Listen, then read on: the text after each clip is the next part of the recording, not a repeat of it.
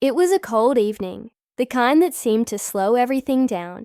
The wind whispered through the empty streets, and most people hurried home to escape the biting chill. But for Emily, home was just a small, dimly lit apartment at the edge of town, a quiet place where loneliness often sat heavier than the silence.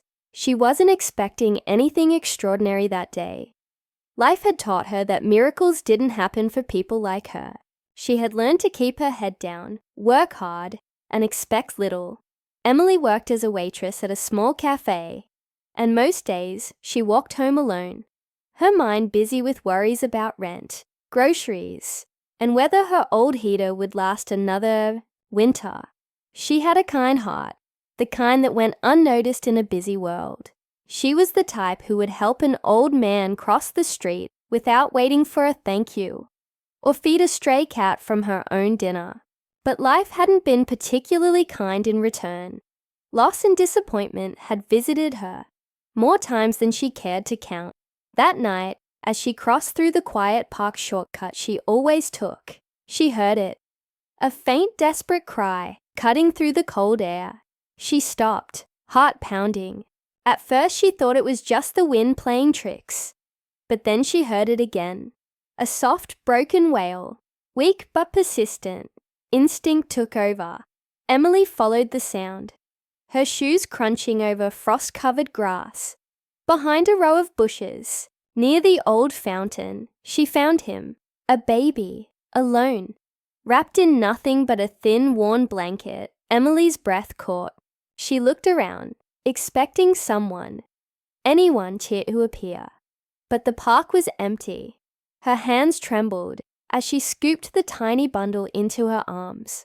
The baby was freezing, his little lips tinged blue. But when Emily pressed him to her chest, he gave a tiny sigh, as if sensing he was finally safe. "Who would do this?" she whispered, her voice breaking. She didn't think twice. She hurried home, clutching the baby close, shielding him from the cold with her coat. Questions spun in her head. Should she call the police? The hospital? What if they took him away, put him in some foster home where he'd get lost in the system?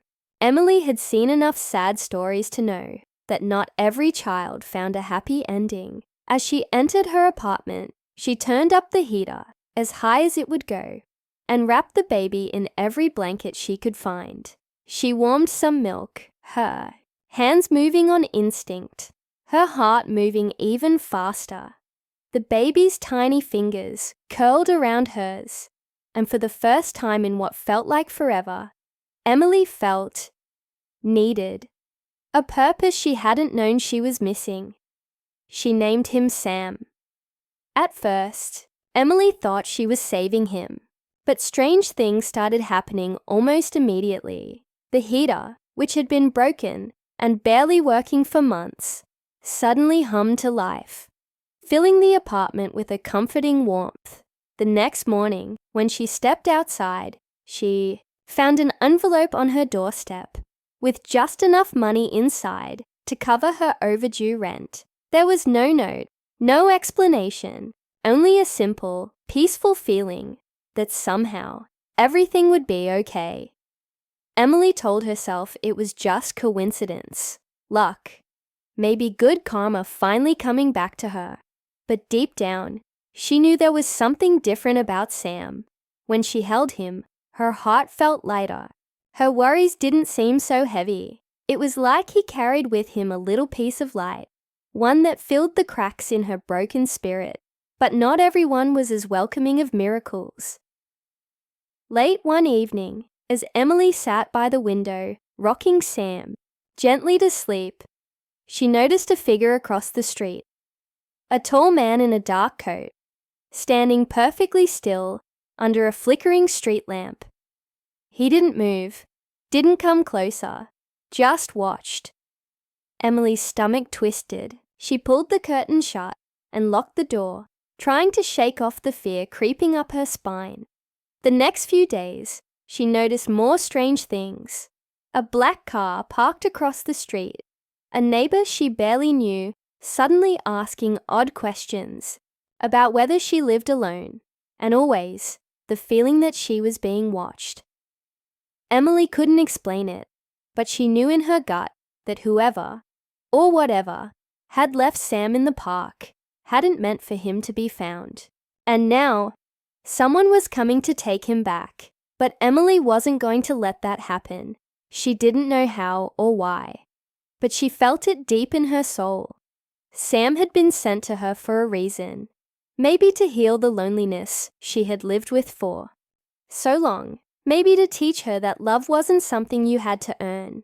It was something you could simply choose to give. Or maybe Sam wasn't an ordinary baby at all. One night, as a storm raged outside, and Emily sat whispering lullabies into the darkness, Sam opened his eyes, wide, clear, and full of a strange, glowing light. And for a fleeting moment, Emily saw something that made her breath catch and her heart race. Tiny shimmering wings, like soft whispers of light, unfolding from Sam's back. Before vanishing again into the night, Emily blinked, wondering if exhaustion had played a trick on her. But deep down, she knew the truth.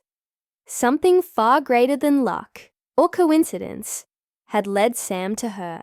He wasn't just a lost baby. He was a little angel, sent by God himself to watch over her. But if angels were real, so were those who wanted to harm them. And somewhere in the shadows, the ones who had abandoned Sam were getting closer. Closer than Emily ever could have feared. Emily barely slept that night.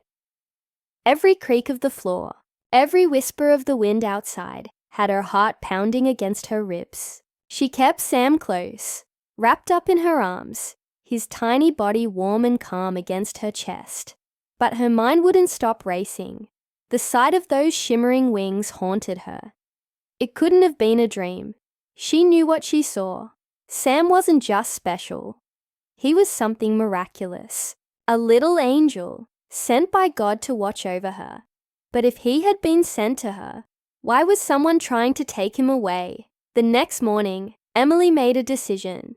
She couldn't just sit and wait for whoever was watching to make their move. She needed help.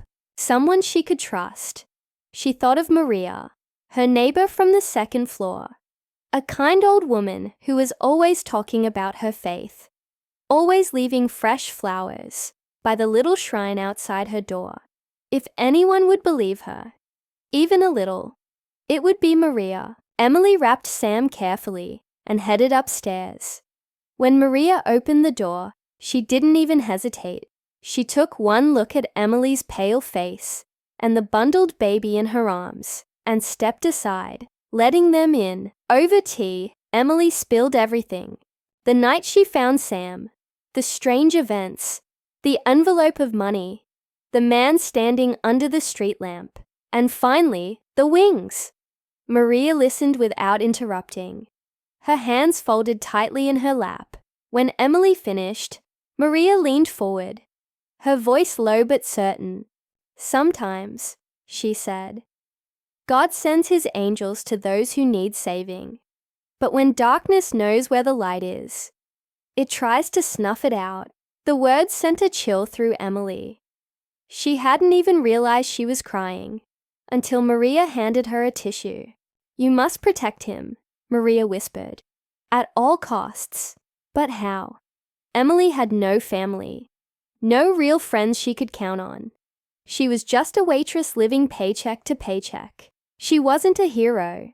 She wasn't even particularly brave. But when she looked down at Sam's sleeping face, something inside her hardened. She would do whatever it took, even if it meant running, even if it meant fighting. Over the next few days, Emily tried to stay invisible. She changed her routine, used different routes home. She even packed a small bag with essentials, just in case they had to leave in a hurry. But the more she tried to hide, the more it seemed the shadows crept closer. She started seeing the same black car on different streets. Once, when she was buying diapers at a corner store, she caught a man staring at Sam. not with curiosity, but with a cold, calculating look that made her blood run cold. And then the phone calls started. No voice, just heavy breathing, silence. Emily unplugged her landline and stopped answering unknown numbers on her cell. Fear was becoming a constant companion, heavy and sharp, but she never let it show in front of Sam. She sang to him, rocked him, played silly little games just to see him smile. His laugh was like sunlight breaking through a storm. It gave her strength she didn't know she had. One evening, when the sky was heavy with grey clouds, Emily decided she couldn't stay in the apartment anymore. They needed to disappear, at least for a while. She was stuffing diapers into her backpack when a loud, sharp knock echoed through the door. Her heart froze. She moved silently to the peephole. 3 men stood outside. Not police, not neighbors. Strangers in dark suits, their faces hard and emotionless. One of them looked directly into the peephole, as if he knew she was there. Emily backed away from the door, clutching Sam tighter. They weren't here to help. They were here for him, and she wasn't going to let them take him. Thinking fast, Emily slipped out the fire escape window, clutching Sam tightly against her chest.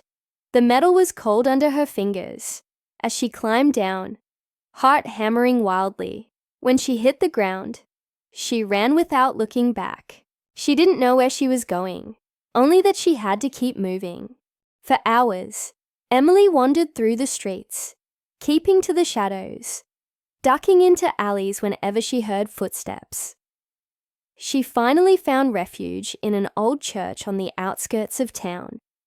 A small worn building with cracked stained glass, windows and a bell that hadn't rung in years. Inside, it was cold and dark, but Emily felt a strange peace settle over her. She sat in the last pew, rocking Sam gently, whispering prayers she hadn't spoken in years. "Please," she whispered, "please keep him safe. I'll do anything. Just don't let them take him." As if in answer, a figure stepped from the shadows. At the front of the church, Emily's breath caught. She tightened her grip on Sam, ready to run again if she had to. But the figure didn't move toward her. It was an old priest, his face lined with years, his eyes kind and knowing. "You are not alone, child," he said softly. Emily didn't know why, but tears streamed down her face. For the first time in days, she felt like maybe, just maybe, she wasn't fighting this battle alone. The priest knelt by her, whispering words of comfort, and then something strange happened. The room seemed to fill with a soft, warm light. Emily looked down at Sam, and for a moment, it was like his entire body shimmered. Glowing from the inside out, the priest gasped. "He is not of this world," he whispered. Before Emily could answer, the heavy doors of the church burst open with a crash. Figures rushed in, the same men in dark suits, their faces grim with determination.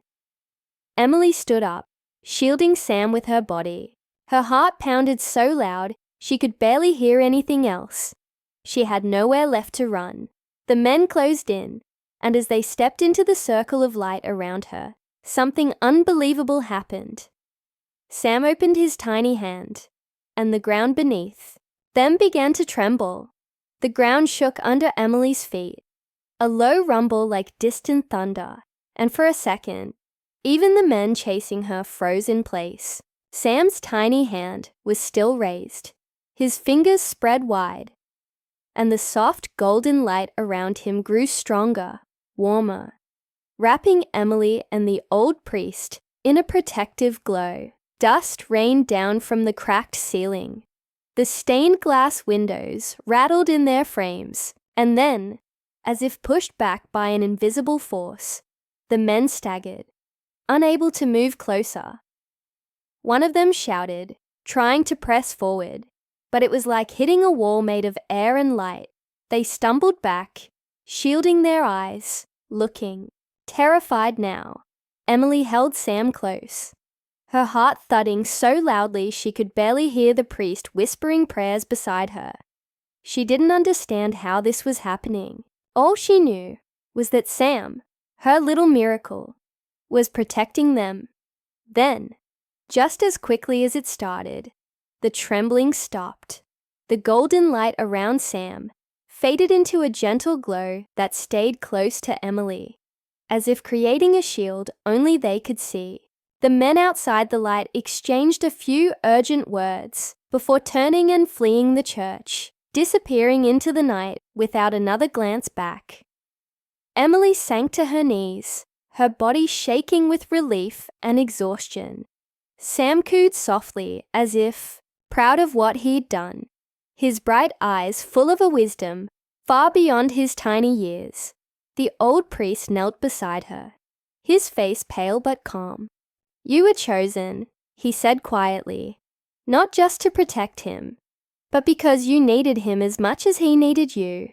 Tears welled up in Emily's eyes. She thought about her life before Sam, the loneliness, the feeling that she was invisible, forgotten by the world. And now, here she was, wrapped in a miracle, trusted with a life that was more precious than she ever imagined. The priest helped her up and guided her to a small room at the back of the church where she and Sam could rest safely. Over the next few days, Emily stayed hidden there. She learned more about Sam's true nature, not through grand revelations, but through little moments. When Sam laughed, flowers outside the broken windows would bloom again. When he cried, the rain would fall harder. It was like he was connected to everything good and pure in the world. He wasn't just an angel sent to protect her. In many ways, he was helping heal everything around him, including Emily's own broken heart. The men in dark suits never came back. Maybe they realized they couldn't touch him. Maybe they understood that some things are beyond human control. Either way, Emily knew the danger had passed, at least for now. One evening, as the sun set behind the old church, painting the sky in pink and gold, Emily sat outside with Sam, bundled in her lap. She whispered promises to him, that she would protect him, raise him with love, and never let him feel abandoned, the way he had been when she first found him. In the soft light of dusk, Sam reached up and touched her cheek, and for a moment, Emily swore. She felt all the love and hope of heaven itself pouring into her. It was a feeling she would carry with her forever. As time went on, Emily built a new life, quieter, but full of meaning. She found work helping at the church, and later opened a small daycare for children who had no one else. Her heart, once so lonely and lost, had found its purpose. And Sam, always by her side, grew not just in size, but in spirit, touching every life around him with a kindness and warmth that couldn't be explained, only felt. Looking back, Emily realized that saving Sam wasn't a random act of kindness. It was destiny. A lost woman and an abandoned baby had found each other at exactly the right moment. She thought about how she had once begged God for a sign that her life mattered. She never imagined the answer would come wrapped in a soft blue blanket with tiny hands that could move mountains and a smile that could heal a heart. Sometimes, Emily would wonder about those men, about the darkness that had tried to steal away her miracle. But she no longer lived in fear, because she knew, deep in her soul, that she and Sam were never alone. They were watched over by something greater, something more powerful than fear or evil. In saving him, Emily realized, she had been saved, too, and in a quiet little town where miracles often go unnoticed, a kind woman and a little angel lived a life full of love, light, and the kind of everyday magic that changes the world. One heart at a time,